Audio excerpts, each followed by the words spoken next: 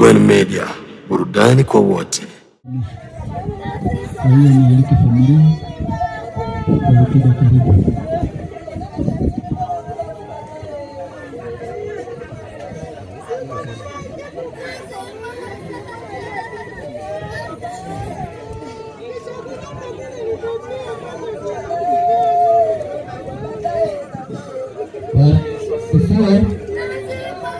Bwana asifiwe.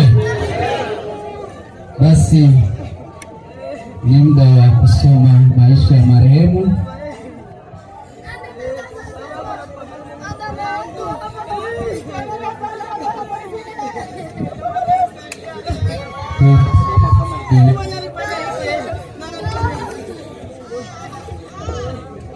Tutasoma kama ilivyoandikwa hotuba ya maisha ya marehemu Ndasima Karwaniro Alexi. Namba ya kwanza ni kuzaliwa. Marehemu alizaliwa Palumirizi, tarafani Uvira, mkoa wa Kivu ya Kusini, nchini DRC, tarehe 15 mwezi wa 3 mwaka wa 1980. Kwa Kongo tunasema na 18. Pointi ya pili nasema wazazi. Baba yake aliitwa Karwaniro Ruhereshwa Alexi, wa ukoo wa Balabwe, ni marehemu kwa sasa. Mama yake aliitwa Siaona na Marende, wa ukoo wa Banakatanda, pia ni marehemu kwa sasa. Elimu. Marehemu alisoma kama ifuatavyo. Namba 1, marehemu alisoma shule ya msingi, lakini baada ya shule ya msingi alijiunga na vyuo vya teolojia, na kwenye vyuo hivyo akawa anapata shahada zifuatazo. Tunaona alipata diploma, akapata degree na masters kwenye practical ministry kwenye chuo cha World Evangelism Bible College.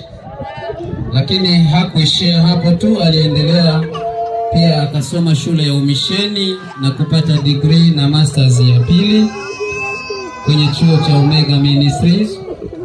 Na hakuwakomea hapo, aliendelea pia akasoma chuo cha Same Ministries na kupata masters. Hadi kifo chake marehemu alikuwa yupo anaandaa doctorate yake, yani PhD ya umisheni kwenye chuo cha Semi Ministry. Ndoa.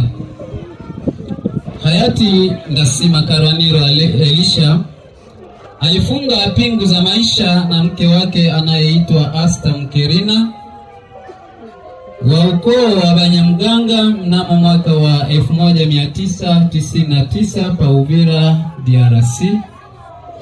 Huyu ndiye mjane aliyeachwa.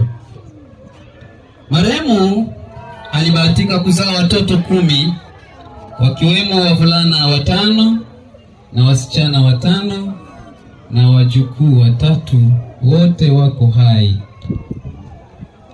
Namba ya 5, kazi.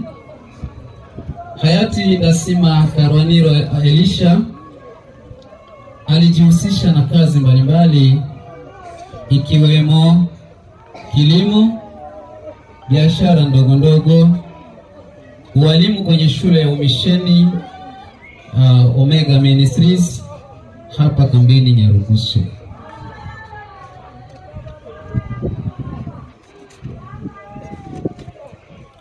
Maisha ya kiroho.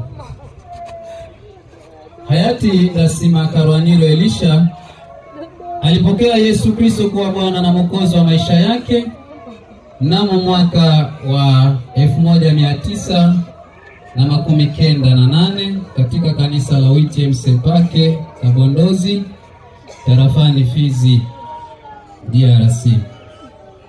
Hapa kambini aliendelea kushiriki kanisa hilo na akawa na huduma zifuatazo kanisani. Namba 1, alikuwa ni mtumishi katika kanisa kama watumishi wengine. lakini pia alikuwa ni mishonari na akawa mshauri katika kamati ya umoja wa makanisa kambini Nyarugusu CPCT, lakini pia alikuwa mwenyekiti wa maendeleo katika tawi la Beersheba JB. 7. Kifo. Hayati Ndasima Karwaniro Elisha alikufa kifo cha ghafla bila kuumwa. Aliangukiwa na tawi la mti alipokuwa njiani kuelekea nyumbani kwake siku ya Jumanne tarehe 25 mwezi wa 11 mwaka huu jioni kwenye maeneo ya zone ya 4 kwenye kijiji cha Kadi na kupelekwa hospitali kuu ya Nyarugusu na wapita njia. Ilipofika majira ya saa 5 usiku, marehemu aliaga dunia. Hivyo hayati Ndasima Karwaniro Elisha ameishi duniani miaka 45. Ameacha watu 13 ambao tumewasoma hapo juu. Shukrani. Sisi jamaa la Balabwe tunawashukuru watu wote, majirani, kanisa, ndugu, jamaa na marafiki ambao wametufikia ili kututia moyo katika kipindi hiki kigumu. Tunasema Mungu wa mbinguni awabariki sana. Hivyo kama familia tunaomba Mungu ailaze roho ya marehemu mahali pema. Amina. Karibu huduma.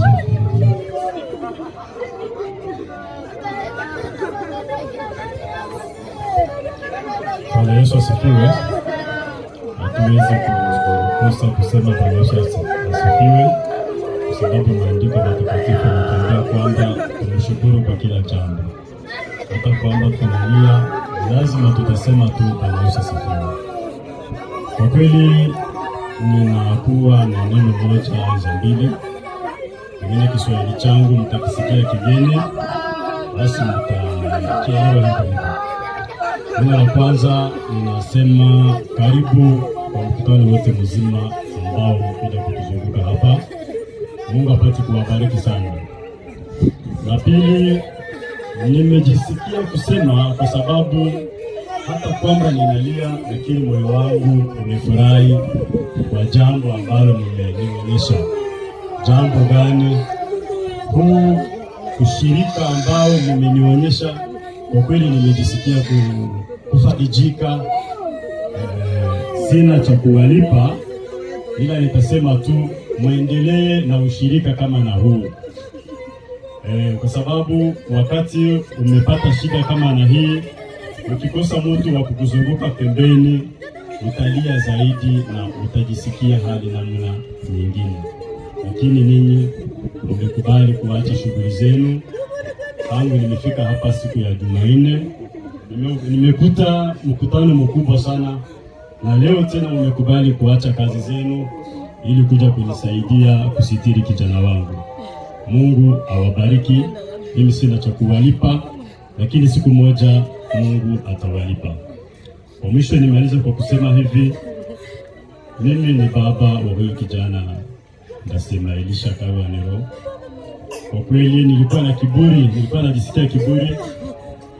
Kiburi gani? Wa baba zetu tayari wote hawapo, wakubwa zangu walio wengi hawapo tena. Mwaka jana nimemzika mdogo kwa Malawi. Nilikuwa na kiburi kujivunia hawa wa vijana. Nilipokuwa nikihesabu katika nyumba zetu, nasema kumbe siku ndakufa fulani hawezi kukosa. Siwezi nikafa leo na nikazikwa hapo hapo. Hapana. Hicho kiburi kikawa ndani mwangu. Na siku moja nilimwambia kwa kujumbura kwamba hata uende Kanada, Marekani, nikifa Kongo tu hawawezi kunizika, wataniweka kwenye mortuary. Akacheka akasema ndio, mimi ni kijana wako mkubwa, mimi ndio nitasema neno. Siko tofauti sasa. Sikuwa kupenda hivyo. Baba kwa salama. Tunashukuru kwa kazi zote umeza. tena kwa familia yangu. Mungu akusaidie. Asante. Kabla ya wajumbe, nimuinue mchungaji kiongozi kwa neno. Karibu. Bwana Yesu asifiwe.